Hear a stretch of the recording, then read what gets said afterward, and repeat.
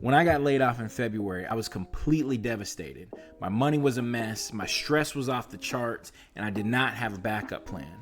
But I tell you, over the next 6 months, everything changed in my life, financially and mentally. I'm going to give you the exact steps that I did to overcome that layoff and come out with more peace, more money, and a real plan. By the end of this video, you will know the exact steps that I used to cut my expenses, rebuild my income, clear out my debt, and start investing again.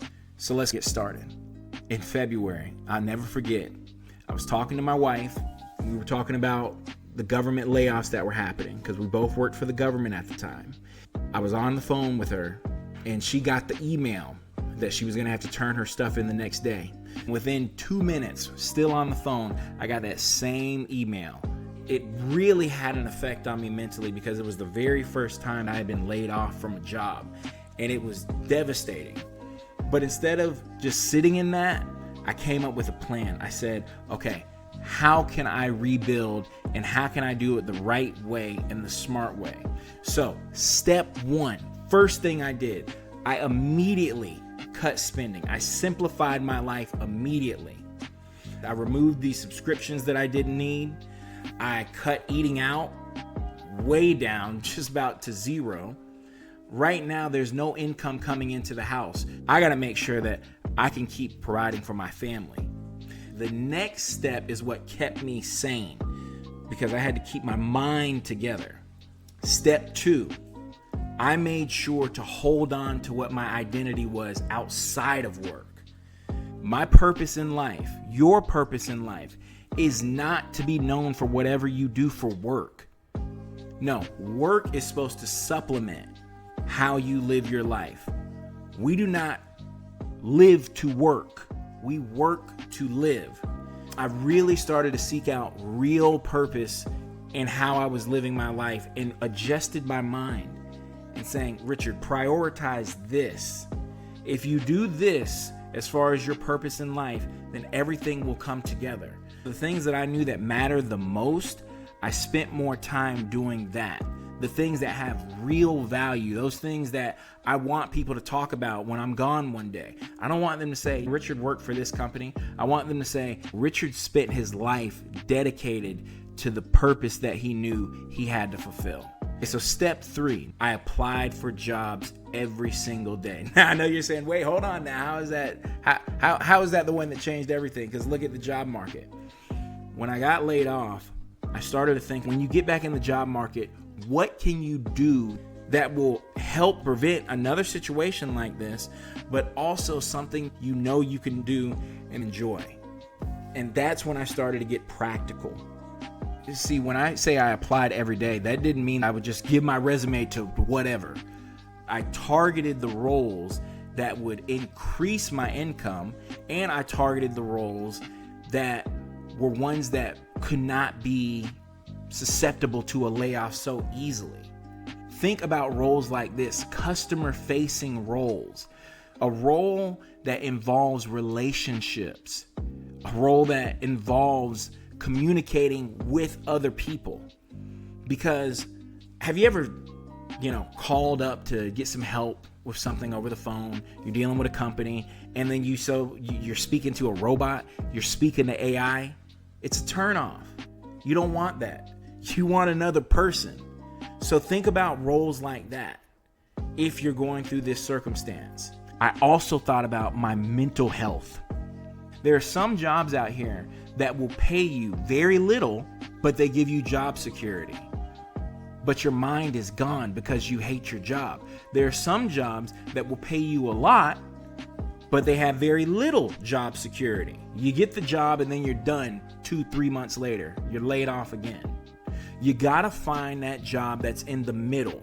You gotta find the one that works for you. You gotta be intentional so that you don't self-sabotage. And that's what I did. Now, I know with how the job market is today, how it's very hard to even get interviews. But I'm telling you, everybody wants remote jobs. Can you get one that's hybrid? Can you get one that's on site? Those jobs don't have the thousands and thousands of people all around the world applying for them. Be intentional. when you are applying for jobs. That's what I did. I applied every day, but I applied with a strategy. So now step 4. Well, good news came. I ended up getting a job. It was beautiful and it gave me higher pay. So as soon as I saw that higher pay, I was ferocious with getting rid of my debt so I could free up some monthly cash. Once my debt was gone, then I went on to step 5. I built a 6-month emergency fund. I put my savings in a high yield savings account. Here's 4 high yield savings accounts I can give you to go and research: Apple, SoFi, American Express, and Marcus by Goldman Sachs. You put your money aside in those savings accounts and you get 3.5 to 4.0 interest back on that money every year, which means you sit the money there and you get paid while you sleep and do nothing. Step 6, I kept cutting costs even after getting a job. I made that simplified lifestyle that I developed after being laid off permanent. I said, no, I never want to go through this again, so I'm going to simplify my life and be a dog about it. Be mean about it. And I'm not saying be mean to other people, but when you hear this stuff, like just recently they came out with a Apple Pocket to put your iPhone in for $300. When you hear these people talking about stuff like this, I'm not doing that. I'm simplifying my life. Now, this next step is one that people skip, but this is where you really start to build wealth. I started dollar cost averaging into safe, smart index funds.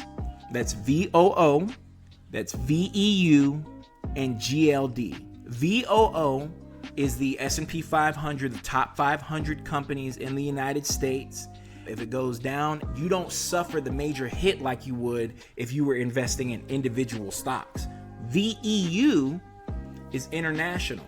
VEU is all of the stock market outside of the United States. So VEU keeps me safe if there's a tragedy that happens economic-wise in the United States. And GLD, tried and true, is gold. The dollar goes up and down in terms of how it's valued, but gold typically stays the same. Gold is a hedge against inflation or a protection against inflation because its value stays relatively the same. I only invest in leftover money. So if the stock market crashes, I'm not looking and going, oh my God, I lost everything. Step 8. This is the final step and the one that brought everything together. I created a strict budget and I live below my means. I'm preparing for the next layoff even before it happens. I turn that crisis into my financial reset button. If you're going through a layoff or you feel like one is coming, you don't have to panic. Follow the steps I used. It changed everything for me, and it can do the same for you. Drop a comment below if you want me to break down any of these steps in a dedicated video. But until then, y'all, have a good one. Take it easy. I'll see you later.